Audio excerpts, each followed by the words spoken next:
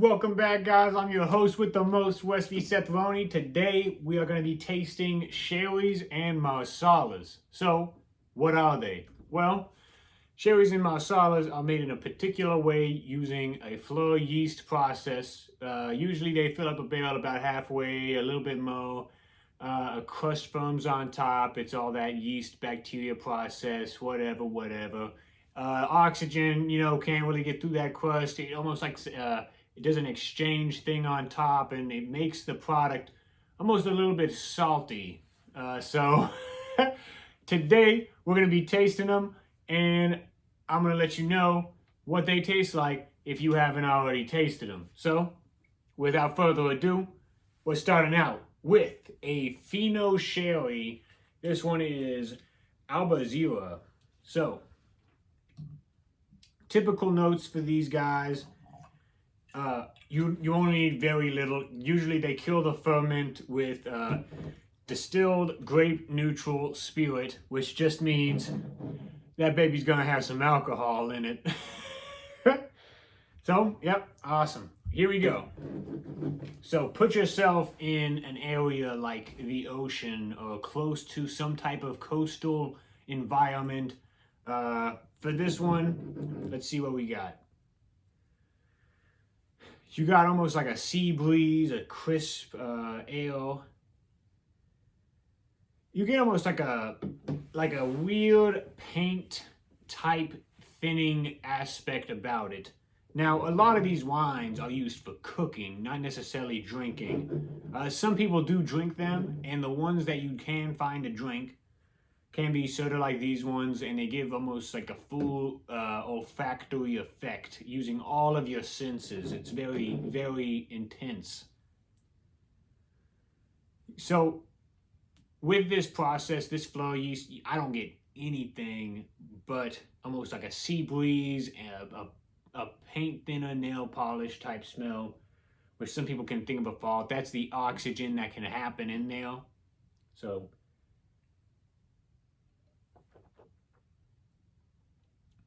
yeah. So, when you taste it, it's so much different than the smell.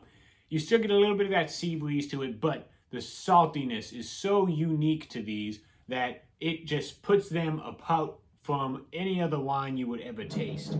That's why they use these to cook with. This light one here, a Fino, can be used for anything like seafood dishes, lighter meats, anything that you could ever think of like that. So, on to the next one. We're actually going to come back to the sherries, and we're actually going to try the dry Marsala. This one here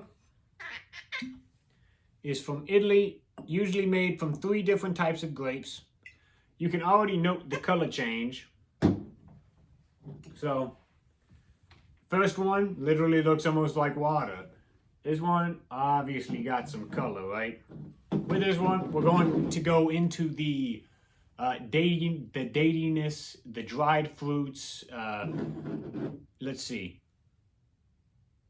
Yes, so we're going into the dried fruits, the apricot, the little bit of like a nutmeg in there. That's this one, by the way. A little bit of a nutmeg. So it's very intense on the nose too. And let's see what it tastes like.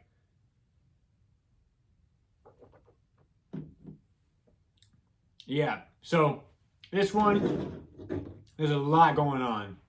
The sensation, you get everything you smell on the front, but oh man, I'm still getting it.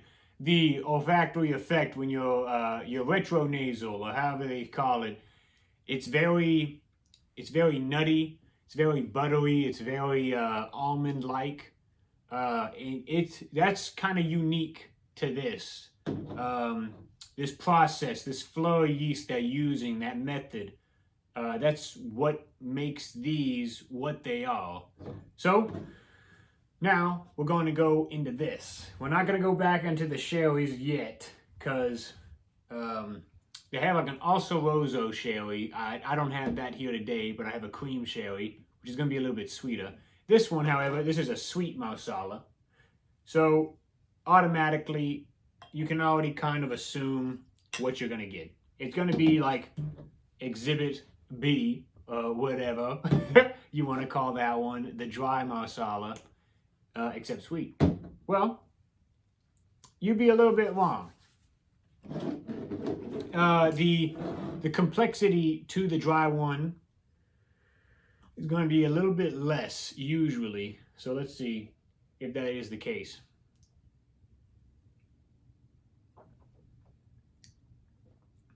Yeah, so the nuttiness is not on the back end on the palate. It kind of smooth out, it's mellow, you get the toffee, the caramely aspect, and it fades away. It doesn't have that intense olfactory sensation as the dry one here. This one, you get a little bit more smell. You're going back almost into the nail polish is the first one, but you're still kind of withstanding that dried prunes, some almost like a dried fig, aspects like that, syrupy. It's a little viscous as well, and it's sweet. But this one here is a cream sherry. And let's see how sweet this one is. AKA, I've already had this one before, that's why I know it's sweet.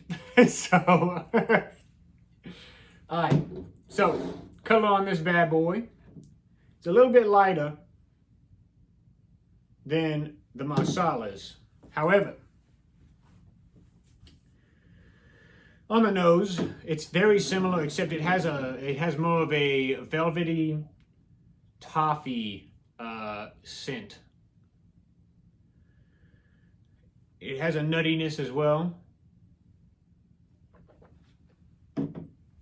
And the taste, it's a lot more velvety, syrupy, datey. Perfect for making syrups out of. Almost like if you infuse that with maple syrup and had an alcoholic pancake for breakfast. You could do that with that. You could make some caramels out of that. You could make some chocolates out of that. The Marsalas over here, I mean, you could just think, what could you make with that? It adds another layer to dishes. It could make anything from sauces to just cooking something down, reducing something down with it, adding that extra bit of flavor. My personal favorite would be the dry one. The dry Marsala, it would bring a new sensation, that nuttiness to the dish that you would like at the back end, which is insanely nice. For the sherries, the last one that we just tasted, this is my favorite in the sherries wise.